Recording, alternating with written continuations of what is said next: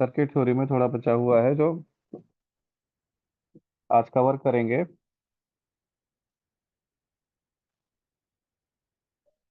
आपका star delta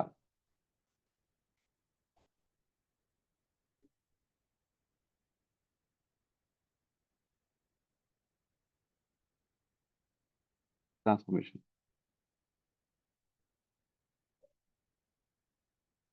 देख, वे theory कहती क्या है?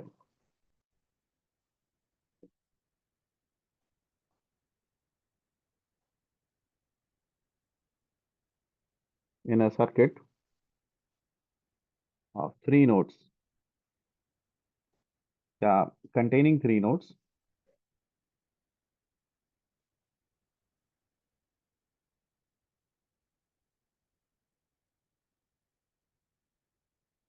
if there is a star connection,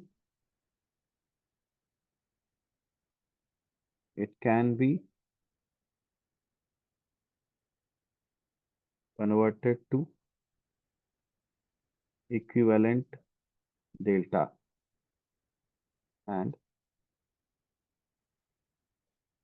vice versa।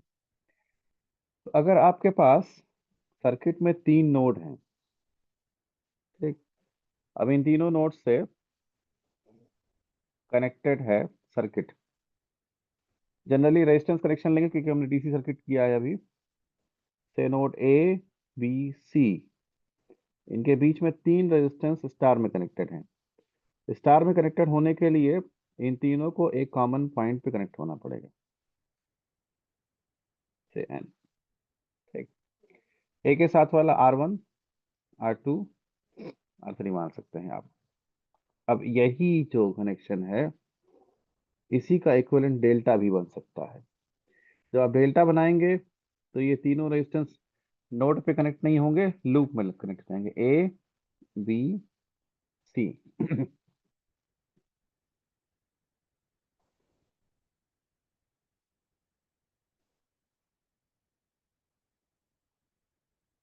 A, B, सी। ए के अपोजिट वाला आर ए, बी का अपोजिट वाला आर बी, सी का अपोजिट वाला आर सी। ठीक, ये दोनों सर्किट एक दूसरे के इक्विवेलेंट हैं।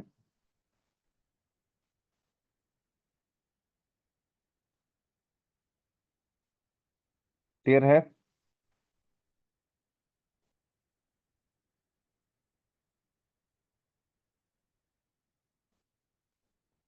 जी सर। ना, अगर इक्विवेलेंट है तो इनकी वैल्यूज क्या होगी? आप डेल्टा को स्टार में भी कन्वर्ट कर सकते हैं, स्टार को डेल्टा में भी कन्वर्ट कर सकते हैं। तो first one is delta two star conversion. Delta two star conversion का मतलब ये वाला सर्किट आपके पास है, इसको इसमें कन्वर्ट करना है। मतलब R A, R B, R C पता है, R1, R2, R3 में कन्वर्ट करना है इसको। ज्यादा आसान रहता है ना, इस सर्किट को यही बना लीजिए।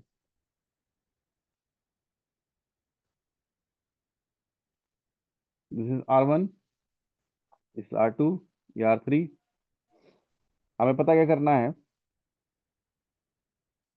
R1 की वैल्यू, R2 की वैल्यू, R3 का वैल्यू, राइट? R1 पता करना है। ठीक, R1 के बगल में कौन कौन से रेजिस्टेंस हैं? RCRV। R C, R B, उन दोनों को मल्टीप्लाई कर दीजिए। हाँ, R A plus R B plus R C, denominator तीनों का same, R A plus R B, R C, यहाँ भी।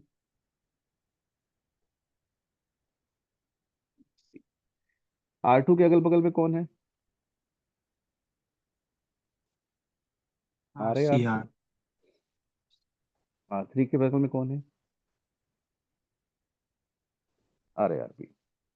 ठीक, तो इस तरह से फॉर्मूला बन जाता है। यहाँ पे ABCD 1 2 3 4 करके दिया हुआ है, तो आप इजीली कर ले रहे हैं, या आप दूसरे तरीके से भी याद कर सकते हैं। जब सर्किट में आता है ना, तो वहां पे वैल्यू दी रहती है, 1 2 3 4 नहीं दे रहता, तो इस तरह से आप याद कर सकते हैं। एग्जाम्पल देखेंगे अभी। Similarly we can also convert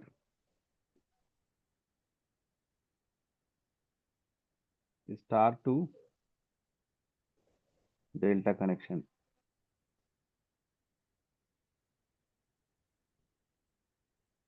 star to delta connection का मतलब R1 R2 R3 आपके पास है, उसको RA RB RC में कन्वर्ट करना है। तो हमें निकालना है what will be the value of RA RB RC। RA के पास जाइए, RA के अगल बगल में कौन है, यहाँ देखिए, R2 और R3। जी। पहले वाले में मल्टीप्लाई हो रहे थे, इस वाले में ऐड होंगे। This will be R2 plus R3 plus R2 R3 by R1। RP के एडजेसेंट में कौन है, R1 R3।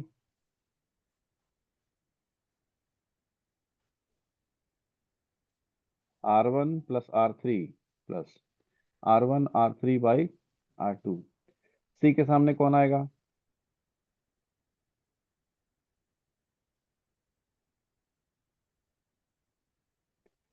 ये याद करने का तरीका है। किसी भी स्टार कनेक्टेड को डेल्टा कनेक्टेड, या डेल्टा कनेक्टेड को स्टार कनेक्टेड बना सकते हैं। आप एक दूसरे में आपस में इनको इंटरचेंज कर सकते हैं। चेंज करते हैं तो वैल्यू बदल जाएगी, जिसके लिए ये फॉर्मूला है। क्लियर। Yes sir. ठीक, अब इसका एप्लीकेशन क्या है।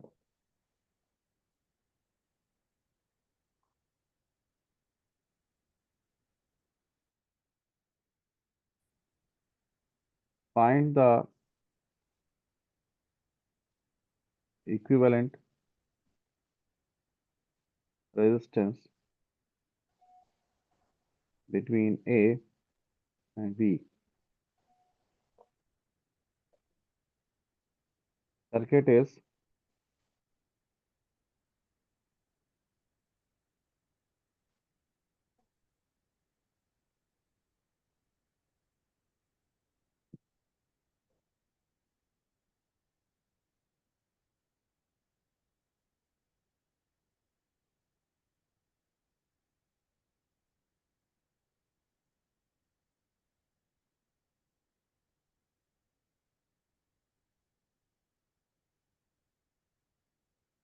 A और B के बीच में इक्विवेलेंट रेजिस्टेंस निकालना है। कोई भी दो रेजिस्टेंस सीरीज में है क्या, नहीं है। कोई भी दो पैरेलल में है। नहीं। ना तो कोई पैरेलल में है, ना तो कोई सीरीज में है। लेकिन फार्मूला हमारे पास केवल सीरीज और पैरेलल कॉम्बिनेशन का है। रेजिस्टेंस में और कोई फार्मूला है आपके पास, या तो सीरीज का फार्मूला जानते हैं या पैरेलल का जानते हैं, और कोई फार्मूला हम नहीं जानते हैं। तो सीरीज पैरेलल से कंबाइन नहीं हो पा रहा है। एक काम करें, इसको स्टार डेल्टा कन्वर्जन से कोशिश करते हैं। यहाँ पे दो स्टार कनेक्शन है और दो डेल्टा कनेक्शन है, दिख रहा है आपको। We have 2 star connection and 2 delta connection.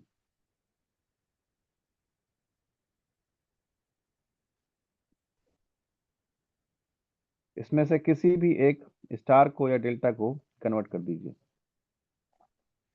Delta two star जाना थोड़ा आसान होता है, इसको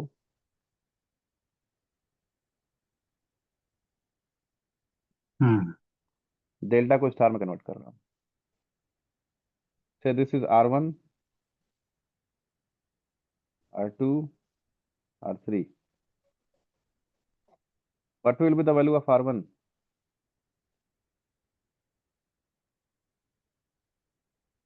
3 into 5।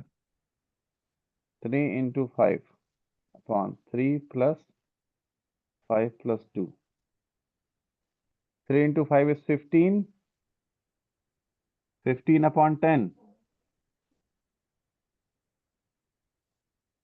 1.5। Yes. R2, 5 into 2, 10 upon 10, 1. R3, 3 into 6, 6 upon 10, 0.6. Yes or no? Yes. Delta जो है अब वो स्टार में कन्वर्ट हो गया।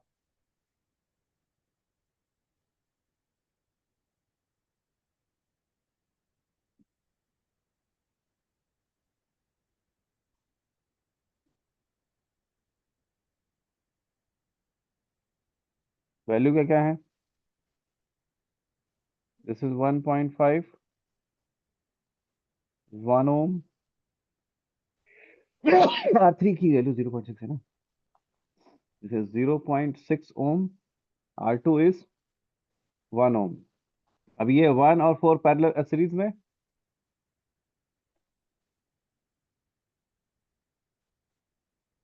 जी जी। This is A 1.5। इधर कितना हो गया? 5। इधर कितना हो गया? 4.6। और यहाँ पे B। What is R A B? 5 और 4.6 पैरेलल में कितना हुआ?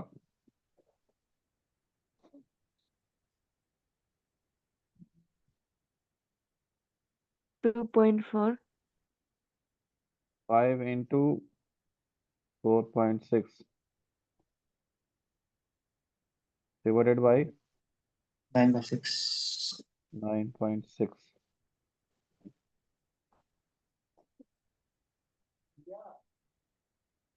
9.6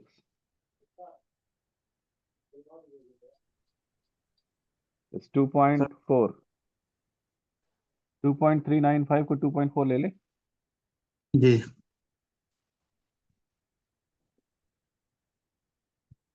तो 1.5 2.4 इक्वल टू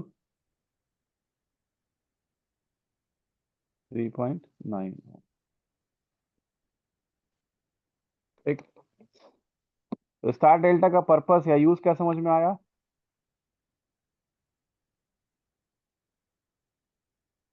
जो रेजिस्टेंस पैरेलल और सीरीज में नहीं है, सॉल्व करने में यूज हाँ। करते तो if in a circuit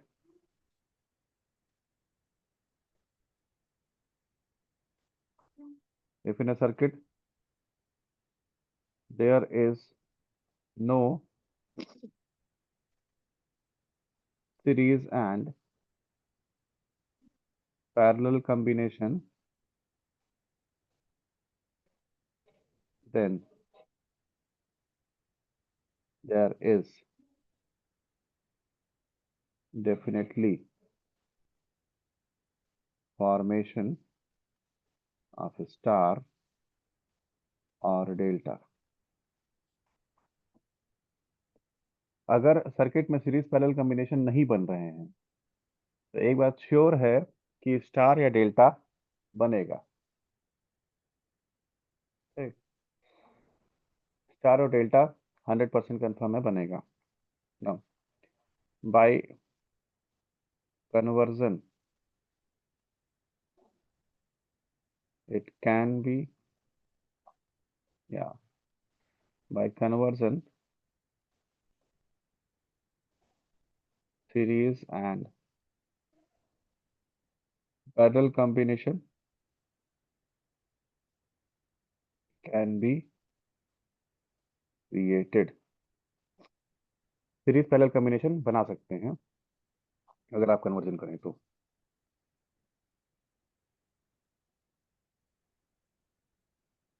clear है? हैं। Yes sir. ना, आगे चलिए। 3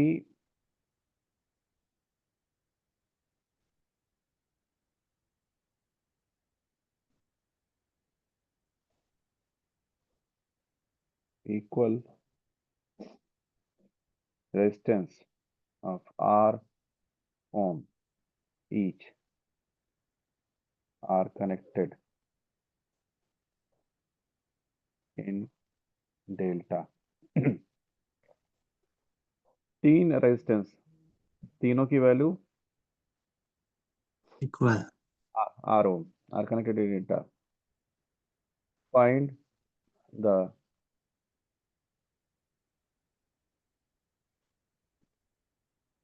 resistance connected in equivalent star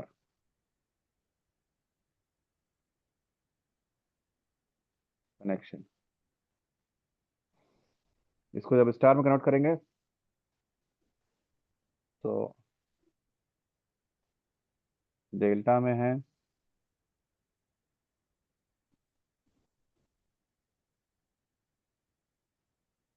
तीनों की वैल्यू आर. जब इसको स्टार में कन्वर्ट करेंगे तो उसकी वैल्यू क्या होगी?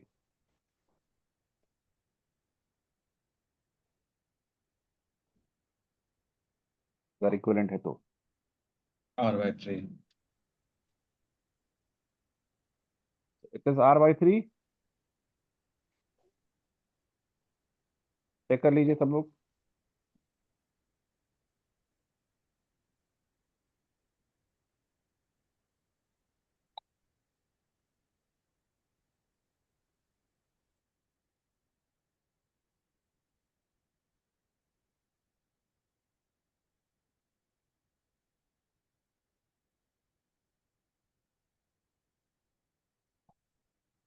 जी. सिमिलरली तो हम कह सकते हैं क्या अगेन, डेल्टा टू स्टार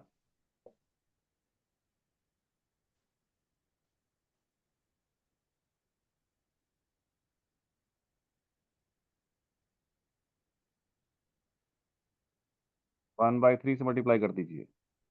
ठीक. And similarly star to delta 3 से मल्टीप्लाई कर दीजिए. अभी ये आर आर आर स्टार में कनेक्टेड होते तो डेल्टा में जाने पे 3R हो जाता. क्लियर है? प्रोवाइडेड वो इक्वल होने चाहिए. If all are equal. Similarly एक और क्वेश्चन बनता है, if impedance of 2 plus j3 ohm each is connected in 3 branch of star connection,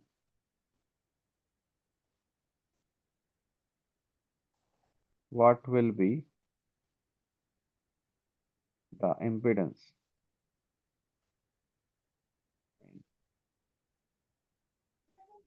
equivalent delta connection?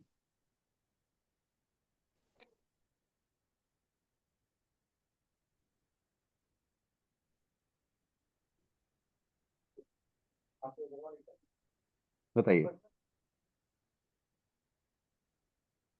6 plus Z9 हो गया. तो ये जैसा रेजिस्टेंस का नेचर होता है डीसी सर्किट में, वैसा ही इम्पिडेंस का नेचर होता है एसी सर्किट में.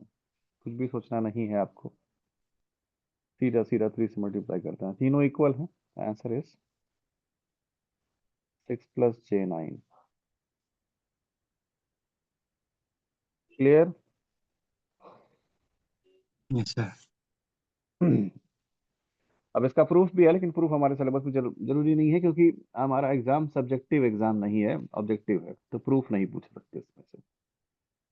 इस फॉर्मूले का प्रूफ है, जो फॉर्मूला अपने ऊपर लिखा है, लेकिन ये सब्जेक्टिव एग्जाम में आ सकता है. ऑब्जेक्टिव में प्रूफ तो आ नहीं सकता एमसीक्यू में, तो प्रूफ छोड़ दे रहे हैं. ठीक है जी जी. ना. अब हमें थोड़ा सा जानना है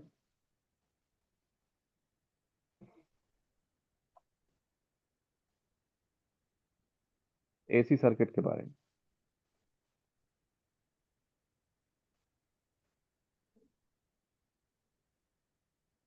AC सर्किट एनालिसिस। ठीक, तो AC पावर सिस्टम यूज करने से पहले हम DC पावर सिस्टम ही यूज करते थे। ठीक, DC सिस्टम या DC सप्लाई टाइम के साथ कांस्टेंट होता है।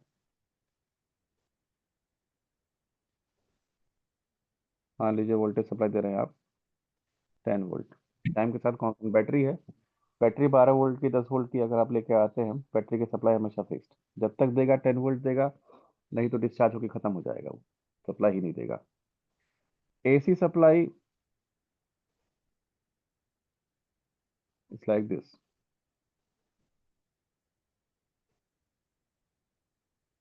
टाइम के साथ बढ़ता है, घटता है, बढ़ता है, घटता है।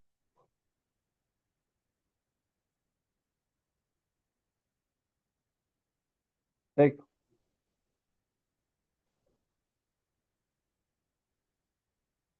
तो हमें पहले इसको समझना होगा, ये बढ़ता घटता कैसे है, फिर हम AC सर्किट पे जाएंगे। तो AC सब सर्किट में आपको सबसे पहले पढ़ना है alternating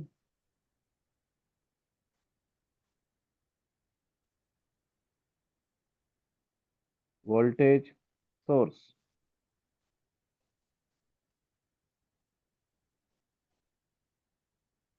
alternating voltage source, alternating voltage source या alternating supply is obtained from, जिस डिवाइस से अल्टरनेटिंग वोल्टेज मिलता है उसको क्या कहते हैं?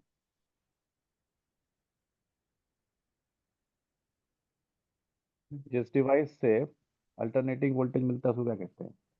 जनरेटर। अल्टरनेटर।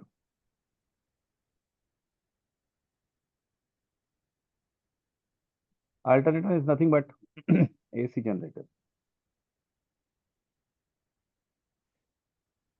जनरेटर मतलब मोर कॉमन जनरल वर्ड हो गया, वो AC भी प्रोड्यूस कर सकता है, DC भी। DC जनरेटर को DC जनरेटर कहते हैं, AC जनरेटर को अल्टरनेटर कहते हैं। तो अल्टरनेटर से जो AC सप्लाई हमें देता है, जो मशीन हमें AC सप्लाई देती है, उसे अल्टरनेटर कहते हैं। और जिस अल्टरनेटर से मिलने वाला जो आउटपुट वोल्टेज है,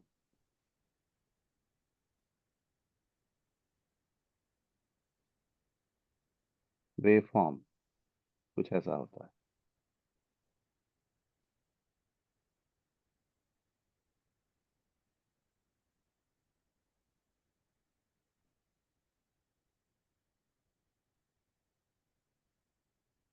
साइन वेव के जैसे।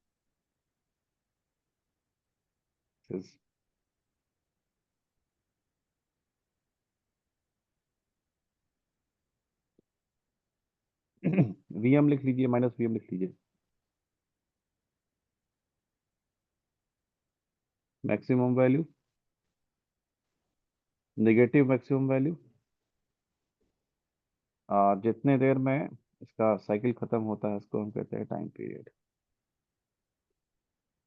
ड्रॉ कर लीजिए इसको।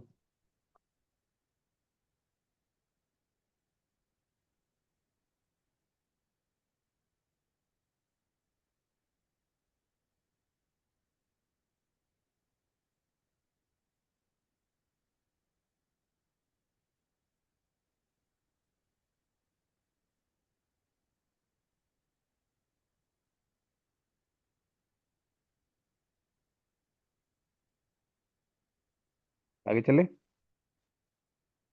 जी sir. Hmm,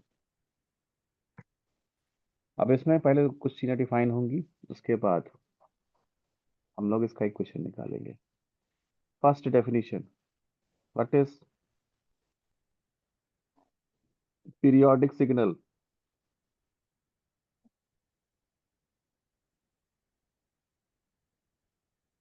periodic signal, any signal which repeats its waveform after fixed interval of time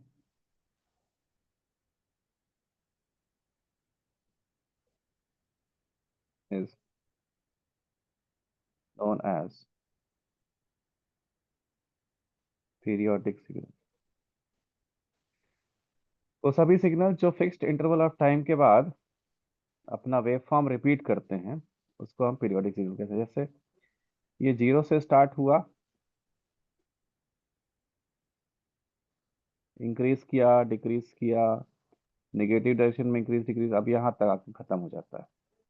इसके बाद वही चीज रिपीट होगी क्या?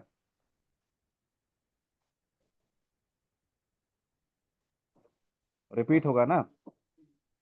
तो जी फिक्स्ड टाइम, हाँ, अगर एक फिक्स टाइम इंटरवल के बाद वेव फॉर्म रिपीट हो रहा है तो उसको हम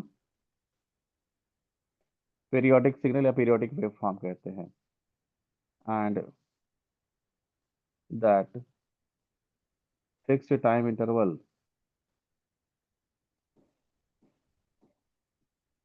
is called time period of the signal।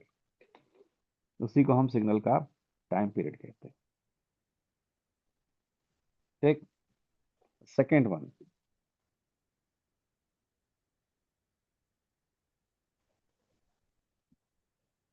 Alternating signal.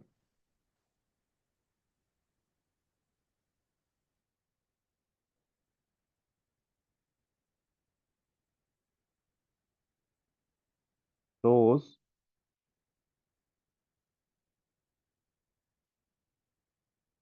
periodic signals, वो वाले periodic signals which have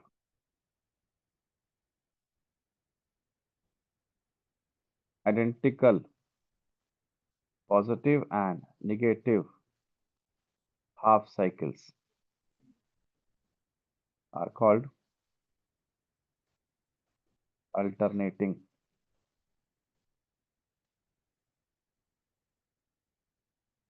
signals। तो पहली बात तो पीरियोडिक होना चाहिए। पीरियोडिक में एक टाइम पीरियड में दो हाफ, आधा पॉजिटिव आधा नेगेटिव। ऊपर देखिए, जैसा पॉजिटिव है वैसा ही नेगेटिव भी है ना। एक टाइम पीरियड में दो हाफ साइकिल, आधा पॉजिटिव है आधा नेगेटिव है। अगर ऐसा है तो इसको अल्टरनेटिंग सिग्नल कहते हैं।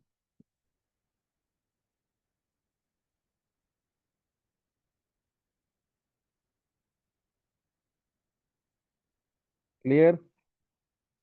सर। जी सर।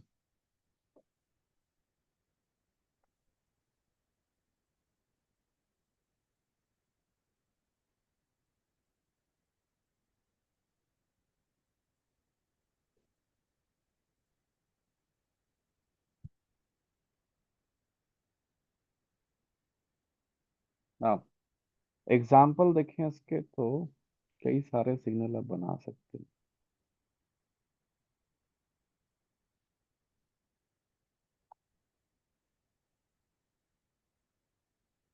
ये अल्टरनेटिंग है कि नहीं? है।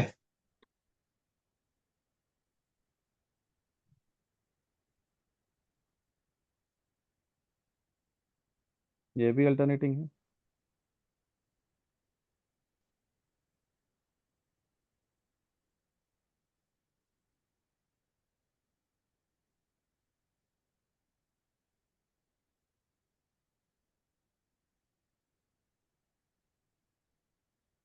ये भी अल्टरनेटिंग है। ये सुनो, यस। जैसा पॉजिटिव वैसा नेगेटिव है ना। जी। तो ऐसे ऐसे बहुत बना सकते हैं आप। Theoretically infinite types of alternating signals are possible. अगर डेफिनेशन के हिसाब से देखें तो infinite types of alternating signals are possible, लेकिन यूज केवल इसी को करते हैं हम। Reason?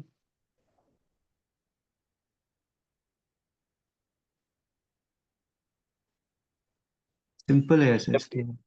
Simple what mean simple से मतलब क्या सिंपल है? Variation sir. स्मूथ कैसे? वेरिएशन वेरिएशन स्मूथ है कैसे कह रहे हैं आप? हाँ स्मूथ सर।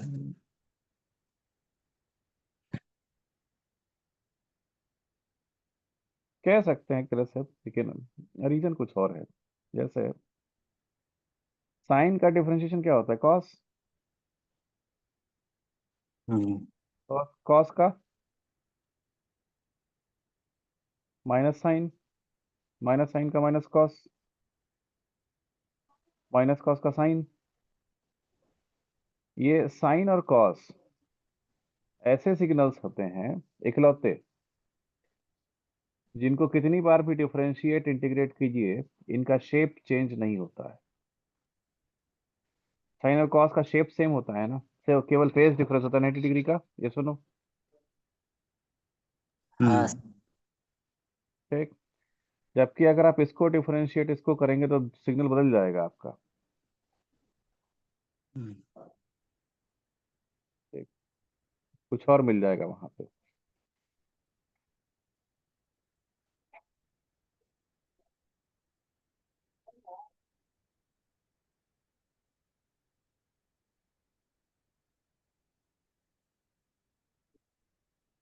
ठीक। तो दो कारण हैं, नोट लिख लीजिए यहाँ पे।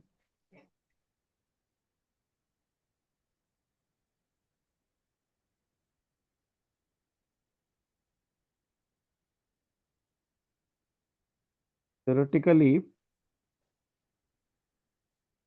infinite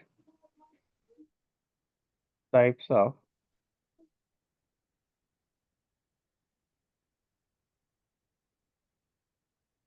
signals are possible.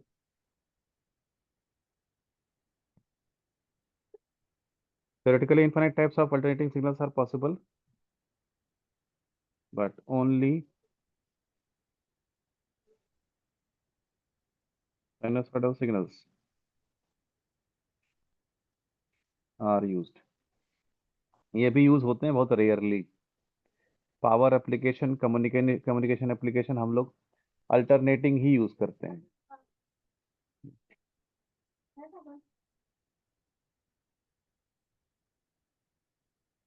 Only sinusoidal signals are used because क्या रीजन है? पहला, देखिए जब आप इंडक्टर या कैपेसिटर लगाएंगे ना, तो इंडक्टर और कैपेसिटर, इंडक्टर का वोल्टेज होता है LdI/dt, कैपेसिटर की करंट होती है CdV/dt। तो ये इंटीग्रेटिंग डिफरेंशिएटिंग एलिमेंट है। करंट और वोल्टेज को या तो इंटीग्रेट करेंगे या डिफरेंशिएट करेंगे, कैलकुलस ऑपरेशन करेंगे, और उससे भी शेप चेंज नहीं होता है। पहला रीजन है inductors and capacitors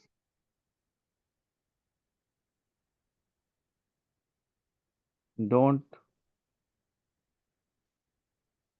change their waveform. दूसरा रीजन है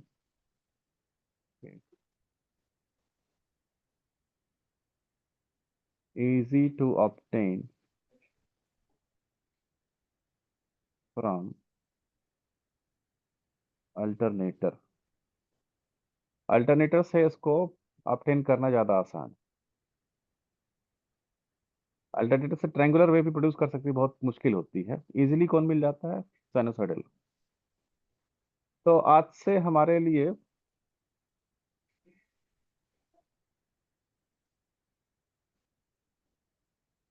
साइनोसॉइडल सिग्नल का मतलब, या हमारे लिए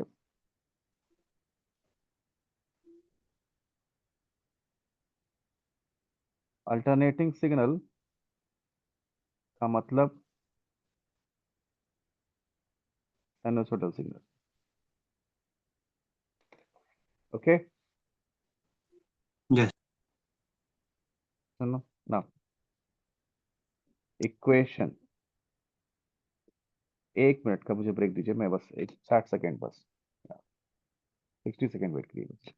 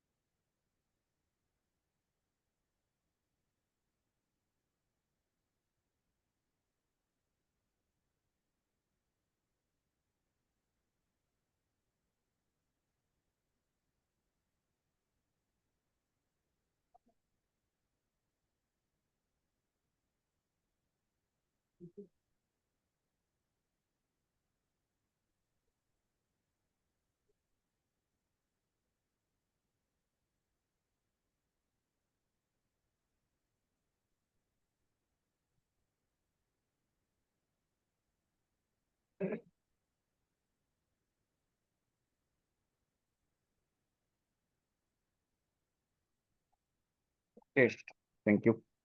now we have equation of alternating signal. अब बात यह है कि ये वैरी कर रहा है इस तरह से, ठीक। स्ट्रेट लाइन का इक्वेशन लिखना हम जानते हैं, सर्किल का इक्वेशन हम लिखना जानते हैं, लेकिन इसका इक्वेशन लिखना नहीं जानते हैं मैथमेटिक्स में, ठीक। कंपेयरिंग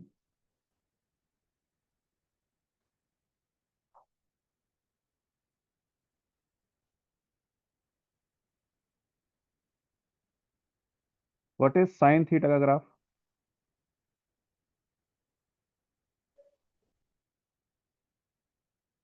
थीटा के अगेंस्ट अगर साइन थीटा को प्लॉट करें, ये ग्राफ कैसा होता है?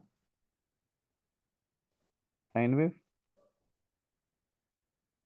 ये होता है +1 से -1 के बीच, 0, π/2, पाई, 3π/2,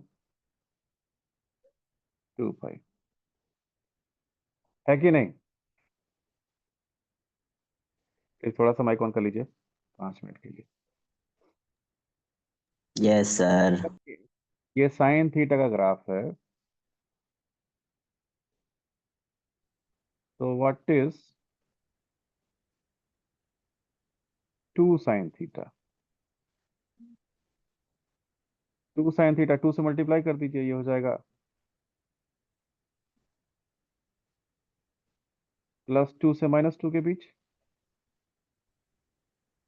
similarly if we have theta के against Vm sin theta,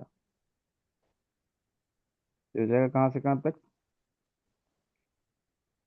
Vm minus V. Vm से लेके -Vm तक, ठीक। And this is exactly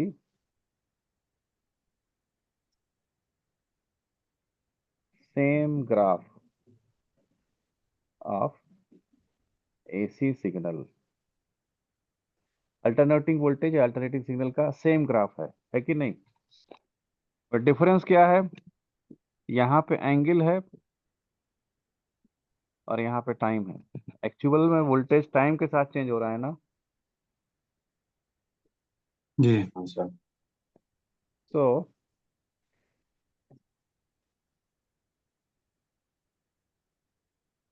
since voltage variation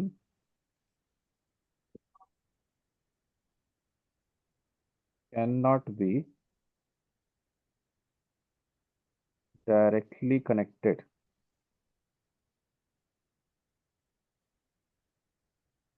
with time, time के साथ वोल्टेज वेरिएशन डायरेक्टली कनेक्टेड नहीं कर सकते थे आप, can not be directly connected with time. Therefore हमें मालूम तो है कि voltage is a function of time V of T. लेकिन ये वैरी कैसे कर रहा है? वी एम साइन थीटा के अकॉर्डिंग लिख सकते हैं।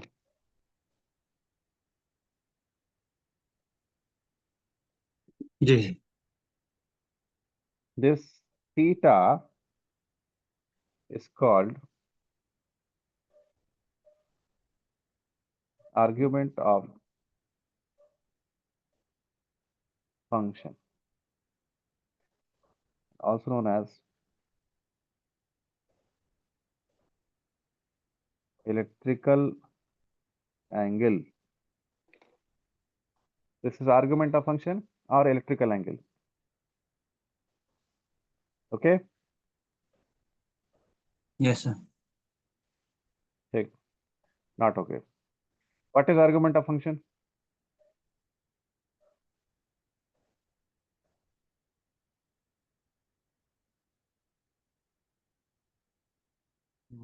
आर्गुमेंट ऑफ फंक्शन, फंक्शन में जब आप पढ़ते हैं तो फंक्शन में एक टेक्निक है। जैसे एक्स और वाई को अगर आप डायरेक्टली रिलेट नहीं कर सकते तो एक्स को टी से रिलेट कर दीजिए, टी को वाई से रिलेट कर दीजिए। जो बीच में रिलेशन बनाने वाला होता है उसको हम आर्गुमेंट कहते हैं। ठीक, एक्चुअल में वोल्टेज टाइम के साथ वेरी कर रहा है लेकिन हम उसको लिख नहीं पा रहे हैं, तो हमने टाइम के साथ एंगल वेरी करा दिया और एंगल के साथ वोल्टेज वेरी करा दिया। बीच में हमने एक इमेजिनरी एंगल डाल दिया है, इसको हम कहते हैं आर्गुमेंट ऑफ फंक्शन। ना हमें यह पता है कि वोल्टेज टाइम के लेफ्ट हैंड साइड टाइम के साथ वेरी हो रहा है, तो राइट हैंड साइड भी टाइम के साथ वेरी होना चाहिए। ये सुनो, अब उसमें वी एम कॉन्स्टेंट है। अगर लेफ्ट हैंड साइड टाइम के साथ वेरी हो रहा है तो डेफिनेटली थीटा टाइम के साथ वेरी होगा। तो for T equal to capital T, एक टाइम पीरियड में कितना एंगल वेरी कर रहा है? 2 पाई। एक फुल टाइम पीरियड में 2 पाई एंगल वेरी कर गया। जी जी। therefore angle covered in 1 second is 2 pi by t. Yes or no? Yes. And this is known as angular frequency.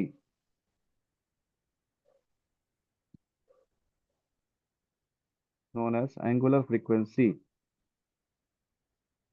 Rate of change of angle ही है ना ये, written as omega is 2 pi by t, that is equal to 2 pi f 1 upon time period को frequency लिख सकते हैं f।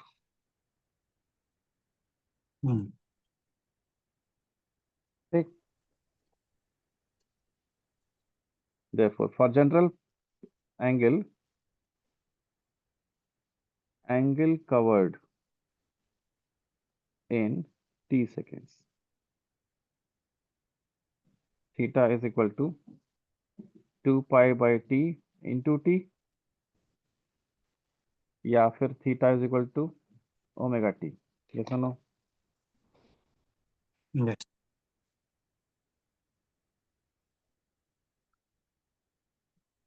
लिख सकते हैं। थीटा की वैल्यू बिल्कुल पुट कर दीजिए अब। therefore voltage v of t is equal to V M sine omega T. जो ओमेगा टी और कुछ नहीं है, थीटा ही है वो। हमें निकालना क्या है? टाइम के साथ वोल्टेज कैसे चेंज हो रहा है।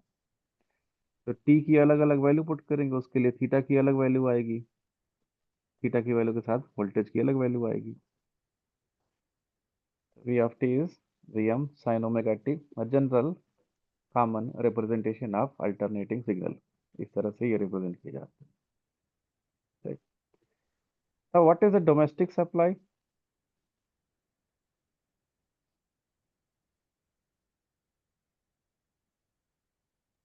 Alternator. 220 to 240 volt. 220 to 240 volt, AC और डीसी? AC sir. हमारे घर में 220 वोल्ट एसी आता है।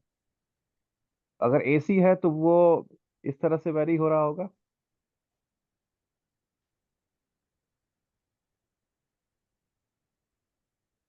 आंखें ना। हाँ, तो इसमें कौन सी वैल्यू 220 है? ये वाला 220 है कि ये वाला 220 है कि ये वाला है कि ये वाला है? 220 वोल्ट कब मिलता है आपको? मैक्सिमम सर, सबसे सब वीएम पे पीक मिलेगा, वोल्टेज। वीएम। तो कहना कि ये 220 है। सर एक्चुअली PRMS होता है सर 220 वोल्ट जो। आरएमएस वैल्यू होता है, मैक्सिमम नहीं होता है। 220 वोल्ट सिर्फ एक पर्टिकुलर इस टाइम पे मिला है, फ्रैक्शन ऑफ मिली सेकेंड के लिए। उसको 220 वोल्ट का सोर्स थोड़ी बोल सकते हैं। बाकी का पूरा समय वोल्टेज सप्लाई कुछ और है।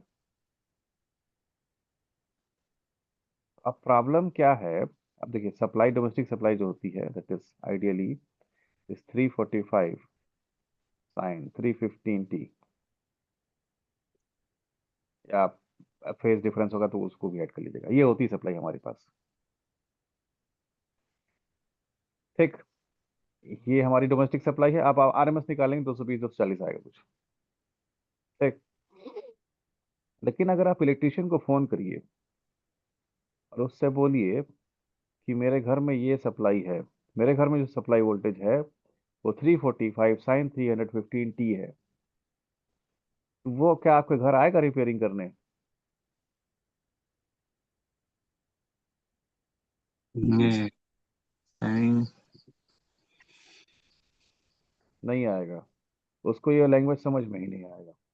अब कॉमनली हम एसी सर्किट यूज करते हैं, एसी सिग्नल यूज करते हैं, कम्युनिकेशन में भी, पावर में भी। ठीक, पावर सप्लाई के लिए भी। और alternating signal is a function of time, वो कांस्टेंट नहीं होता है। कांस्टेंट चीजों को पढ़ना समझना आसान होता है, वेरिएबल चीजों के पढ़ना समझना कैलकुलेशन करना बहुत मुश्किल होता है, नॉट इजी कैलकुलेशन। ये सब नहीं कर पाएंगे इस चीज को। लेकिन इलेक्ट्रिसिटी यूज सबको करना है। कोई जानते हैं जिसको इलेक्ट्रिसिटी की जरूरत ना हो इस समय? बहुत रूरल एरियाज में, अंदर अंदर, वहां भी सोलर इलेक्ट्रिसिटी पहुंच तो चुकी है लगभग हर जगह। अरुणाचल में भी मेरे ख्याल से कोई एरिया छूटा नहीं होगा जहाँ पे इलेक्ट्रिसिटी ना हो। है क्या ऐसा कोई? कोई कोई जगह है सर सोलर यूज कर रहे हैं अभी भी। सोलर भी यूज कर रहा है तो सब पहुंच तो गया ना। ट्रांसमिशन लाइन नहीं पहुंची, इलेक्ट्रिसिटी पहुंच गई ना। एसी पहुंच गई, डीसी। डीसी सही, इलेक्ट्रिसिटी पहुंच तो गया ही, छोड़िए। 99% तो पहुंच ही गया है सब जगह। तो प्रॉब्लम ये है कि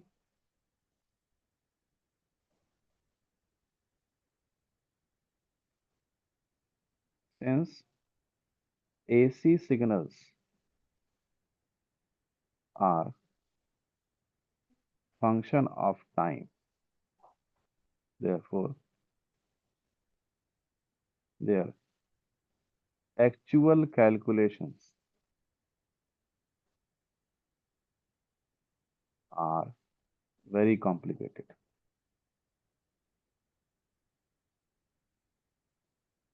AC सर्किट्स के एक्चुअल कैलकुलेशन बहुत कॉम्प्लिकेटेड होते हैं असल में। To simplify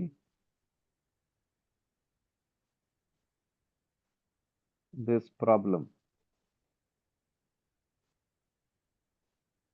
to simplify this problem,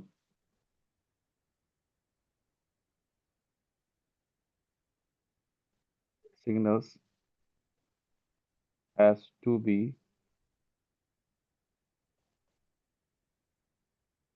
represented as constant value। AC signal को जब तक हम कांस्टेंट, जैसे हम ना Vm sin ओमेगा टी बोलेंगे तो किसी को समझ में नहीं आएगा। तो फंक्शन वंक्शन, फ्रीक्वेंसी, एंगुलर फ्रीक्वेंसी सब लोग नहीं समझते हैं।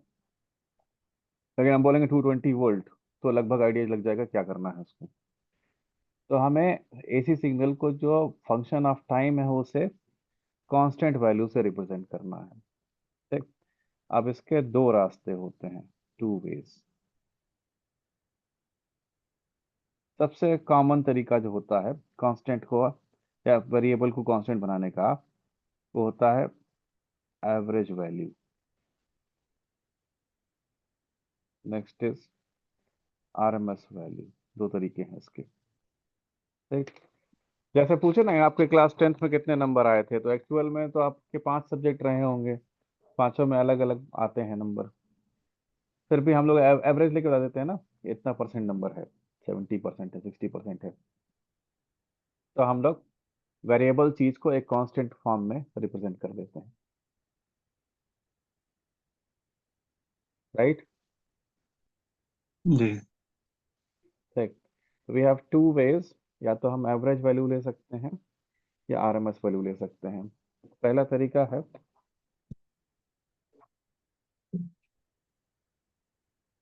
Average value.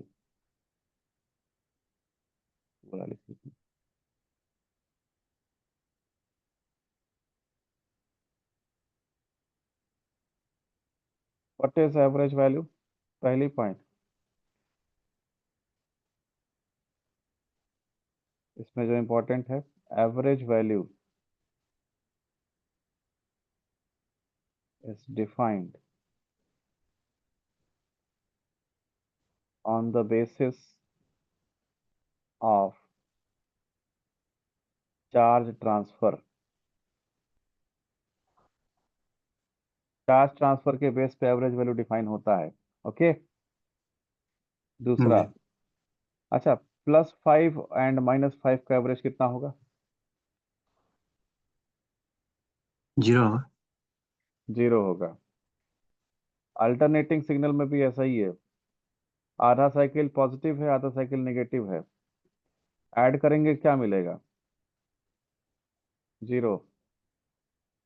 एवरेज निकालने का तरीका, by definition what is average value? Sum of quantity upon number of quantity. ये सुनो, yes.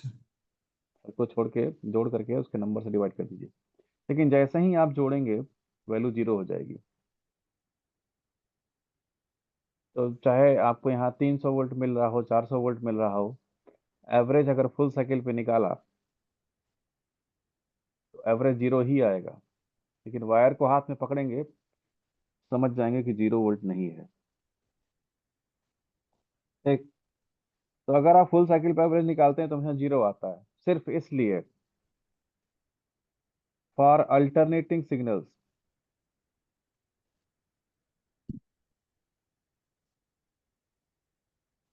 Average value is calculated for half cycle only। Alternative signals में एवरेज वैल्यू हाफ साइकिल पे calculate की जाती है। ठीक। And for any other signal, alternating नहीं है तो कुछ भी और हो, for any other signal average value is calculated for full cycle। By definition what is average value?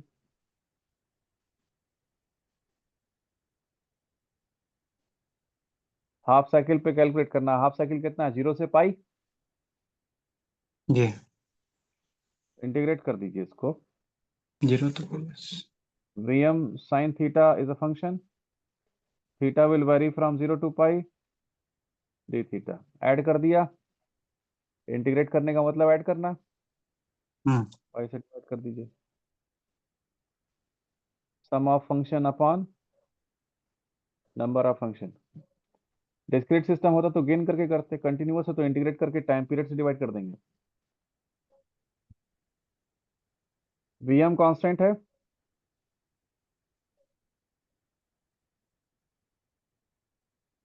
Integral 0 से पाई sin theta d theta. What is integral sin theta? Minus cos theta. 0 से पाई. Minus sign problem करता है, बाहर कर दीजिए इसको. Minus Vm upon pi. cos theta 0 से लेके पाई तक. पहले अपर लिमिट रखते हैं कि lower limit? lower, upper limit. तो this is cos pi minus cos 0. What is cos pi?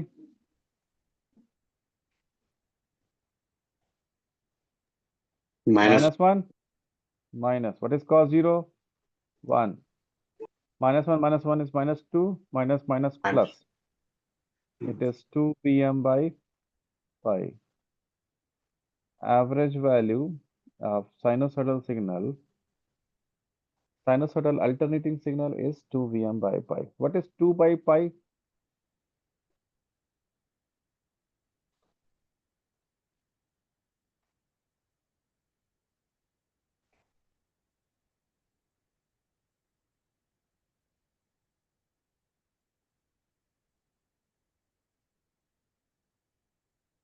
Exact value निकालते हैं. 6.36 होता है. 0.6366619.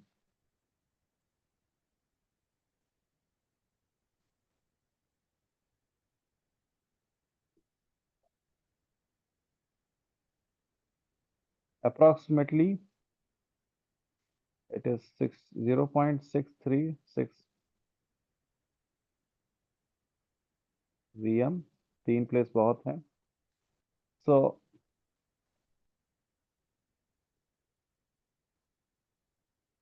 for sinusoidal alternating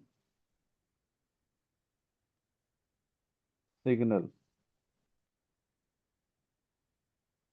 average value is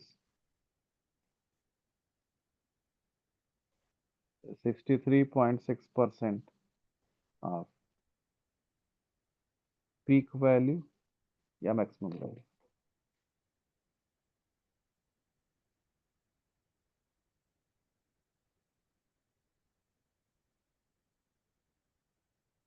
peak value या मैक्सिमम वैल्यू का 63.6% होता है. एक यहाँ पे रुक जाइए. हमने 1 घंटे में काफी अधिक कवर कर लिया है. इतना काफी है रिवाइज करने के लिए एक दिन में. ठीक. अब इसके बाद आरएमएस एवरेज वैल्यू की प्रॉपर्टीज. फिर आरएमएस वैल्यू क्यों यूज करना पड़ेगा. फिर आरएमएस वैल्यू की properties. Then we have introduction to AC circuit. और कल हमारा ये चैप्टर क्लोज जाएगा. ठीक. 1 घंटे में काफी कर लिया हम लोगों ने. कम नहीं है. 10 बजे नेक्स्ट क्लास है आपकी. रेजिस्टेंस से शुरू करेंगे. कलर कोडिंग से. उसमें भी केवल प्रैक्टिस प्रैक्टिस ही है. याद रखने वाली चीजें. सर 1 पोर्ट 2 दस बजे पोर्ट नहीं हुआ ना. अभी नहीं हुआ है. कल एसी खत्म होगा. 1 पोर्ट तो अभी तक जितने सर्किट पढ़े सब 1 पोर्ट ही हैं. 1 पोर्ट नहीं. हाँ 2 हाँ. पोर्ट. 2 पोर्ट पढ़ना है. जी 2 पोर्ट कल नहीं परसों हम लोग खत्म कर देंगे.